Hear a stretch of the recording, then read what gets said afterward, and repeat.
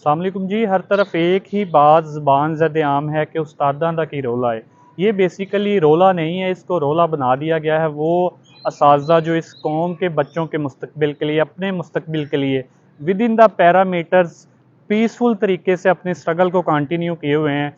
Police उनको इनह्यूमनली treat कर रही है, उनकी स्ट्रगल को सप्रेस किया जा रहा है, उनको असातिज़ा को ज़द-ओ-कोब किया जा रहा है। आप इंसानी हकूक़ की बात तो करते हैं, लेकिन यहाँ ख़वातीन को मर्द पुलिस अफसरों से जो है वो पटवाया जा रहा है। उनको उन जराइम की पादाश में जेलों में डाला जा रहा है जो उन्होंने किए ही नहीं। उनको बदअमनी का मुर्तकिब ठहराया जा रहा है, हालांकि अमन का दर्स वही देते हैं, सबसे पुरअमन कौम भी वही है।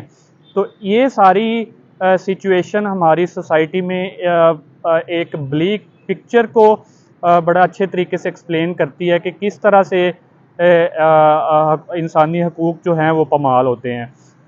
तो आप पाकिस्तान के पहले से डिस्टॉर्टेड इमेज को मज़ीद डिस्टॉर्ट कर रहे हैं और पाकिस्तान की इससे इंटरनेशनल स्टैंडिंग साख भी मुतासिर हो रही है। तो ये सारे मामलात जो हैं वो नहीं होने चाहिए, लेकिन यहाँ पे माइट इज़ राइट वाला कानून है, तो यहाँ पे इस तरह की सिचुएशन का होना कोई नई बात नहीं है।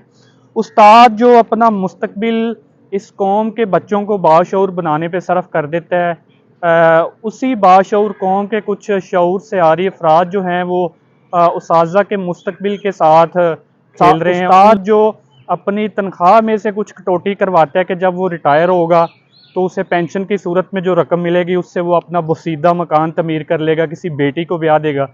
लेकिन वो जो अपना लीव इनकैशमेंट वाला सिलसिला है उसको रनिंग पे लाने की बजाय उसको बेसिक पे रखा जा रहा है। उससे बहुत बड़ी डिडक्शन हो जाती है। फॉर एग्जांपल, अगर किसी उस्ताद को 12 लाख मिलना है पेंशन की ग्रेजुएटी की सूरत में, तो वो 5 तक आ जाएगा, तकरीबन 70% जो पोर्शन है वो डिडक्ट हो जाएगा।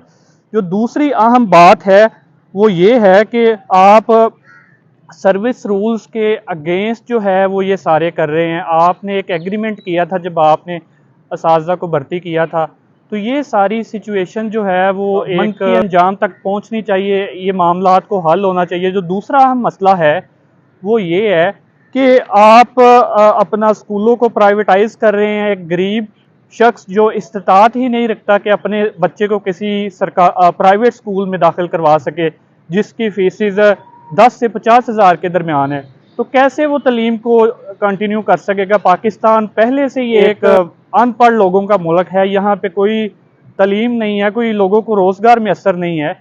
तो आप उस शख्स को जो इस्तात ही नहीं रखता, एक गरीब के बच्चे को इल्म से महरूम कर रहे हैं, जो कि उसका बुनियादी हक है तलीम को जारी रखना। तो ये सिचुएशन नहीं होनी चाहिए। जो तीसरा अहम मसला है कि कुछ असातिज़ा इस उम्मीद के साथ भर्ती किए गए थे कि उनको रेगुलराइज किया जाएगा। सुप्रीम कोर्ट की इस बारे भी नज़ीरें बहुत सी हैं, जजमेंट्स हैं कि असातिज़ा का या किसी भी शख्स का बुनियादी हक है जो 3 से 4 साल जो है वो सर्विस किसी डिपार्टमेंट में करता है, उसको रेगुलराइज होना चाहिए, उसको परमानेंट होना चाहिए, उसको वही सहूलियात मैसर आनी चाहिए जो कि एक मुस्तकिल जो अपना एक रेगुलराइज बंदा है। तो ये सारे मामलात नहीं होने चाहिए। मैं हुकूमत वक़्त से दस्ता मुल्तमिस हूँ कि पाकिस्तान में आप इस इशू को संजीदगी से देखें, इस इशू को जो है वो संजीदा तरीके से हल करें। आप जो भी आपने FIR की हैं तमाम असातिज़ा पे, ख़वातीन पे, उनको फिल फोर जो है वो विड्रा किया जाए।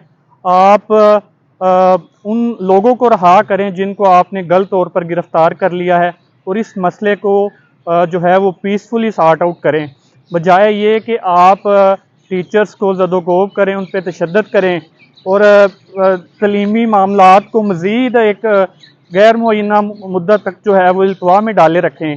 तो इस मसले का कोई पीसफुल हल निकालना चाहिए। Thank you ji.